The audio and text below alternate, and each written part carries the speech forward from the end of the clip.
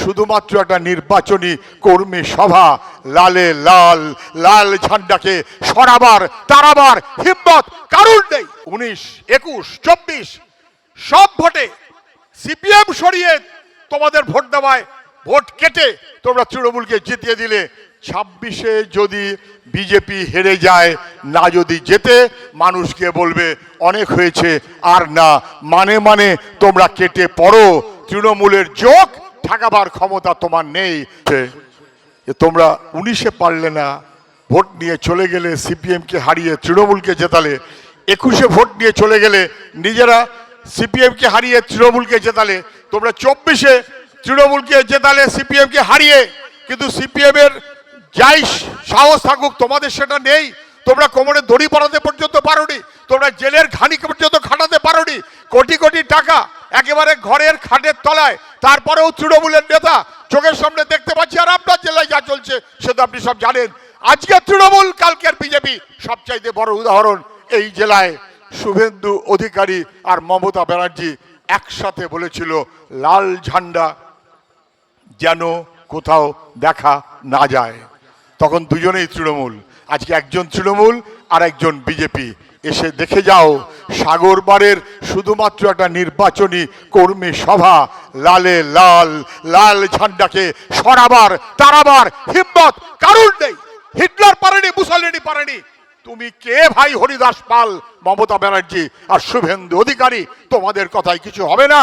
বরং 19, 21, 24 সব ভোটে সিপিএম সরিয়ে তোমাদের ভোট দেওয়ায় ভোট কেটে তোমরা তৃণমূলকে জিতিয়ে দিলে। 26-এ যদি বিজেপি হেরে যায়, না যদি জেতে, মানুষকে বলবে অনেক হয়েছে, আর না মানে মানে তোমরা কেটে পড়ো। তৃণমূলের যোগ ঠেকাবার ক্ষমতা তোমার নেই।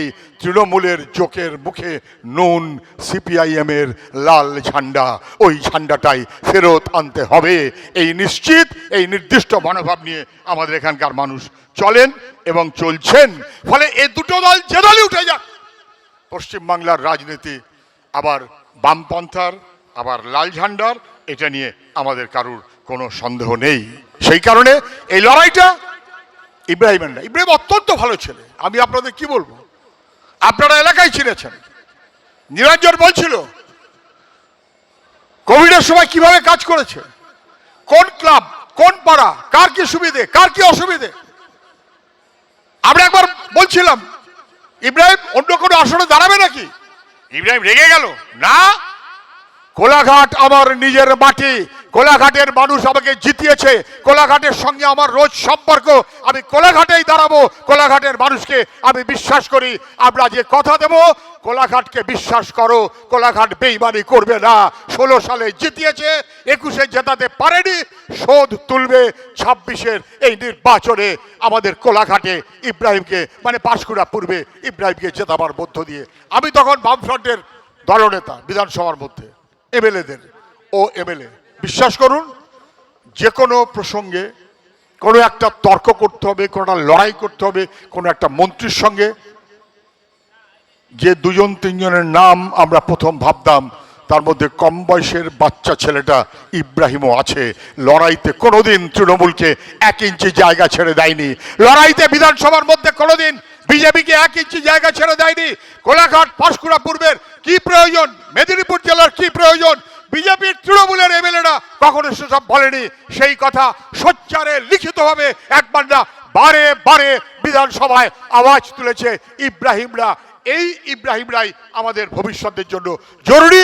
16-তে জিতেছি, 21-এ হারিয়েছ, শোধ ভাই তুলবই, কাউকে ছেড়ে দেব না। এই মনোভাবে আপনারা দায়িত্ব পালন করবেন। বাড়িতে যাবেন, লোকের সঙ্গে কথা বলবেন। আমাদের পুরনো লোক একটু এদিক ওদিক হয়ে গেছে, বাড়ি যান, হাত ধরুন, কথা বলুন, জিজ্ঞাসা করুন, ফেরত আনতে হবে। হো করে ঘুরে বেড়ালে ভোট হয় না।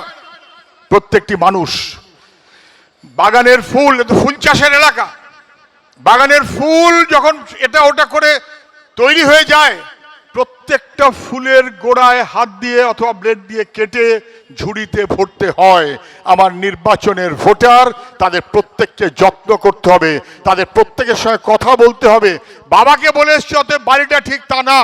বাবা বাবার মতন, মা মায়ের মতন, বোন বোনের মতন, ভাই ভাইয়ের মতন প্রত্যেকের সঙ্গে আমাদের কথা বলতে হবে। আমাদের নির্বাচন কর্মীদের কাজ আমাদের বুথ ধরে পরিকল্পনা করে 16 সালে কোন বুথে কত ভোট পেয়েছিলাম, 16 সালে কোন বুথে কত পার্সেন্ট পেয়েছিলাম, এখন তার সঙ্গে বাড়তি শক্তি আইএসএফ,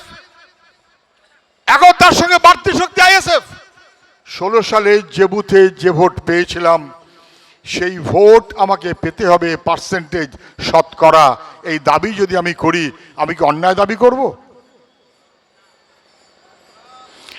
16 সালে যে বুথে যে পার্সেন্টের ভোট পেয়েছিলাম, এবারের নির্বাচনে সেই ভোট পাবার টার্গেট করে আমাকে এগোতে হবে, আপনাকে এগোতে হবে।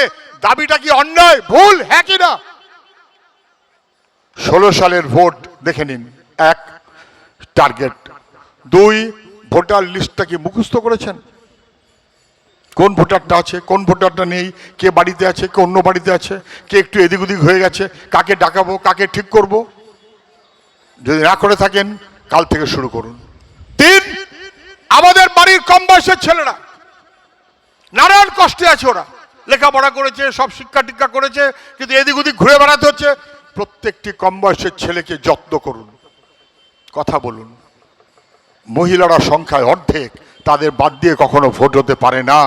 ভোট মানে প্রত্যেকটি মানুষ, ইন্ডিভিজুয়াল। 2016 আমরা যা লড়েছিলাম, এই লড়াইটা তার চেয়েও কঠিন।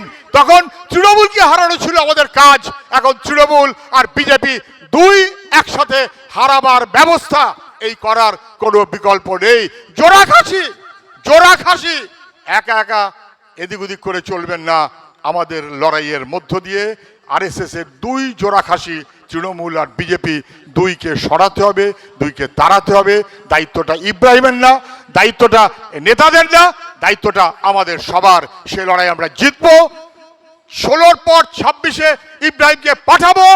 কোলাঘাটের কথা, পাঁশকুড়া পূর্বের কথা, এবং শুধু তাই না, মেদিনীপুর জেলার কথা গোটা কলকাতার মানুষের কাছে সোচ্চারে হাজির করবে। এই ভরসা ইব্রাহিমকে দিয়ে এই দায়িত্ব আপনারা পালন করবেন, এই আশা করে সবাইকে অভিনন্দন জানিয়ে আমার কথা আমি শেষ করছি। ইনকলাব জিন্দাবাদ।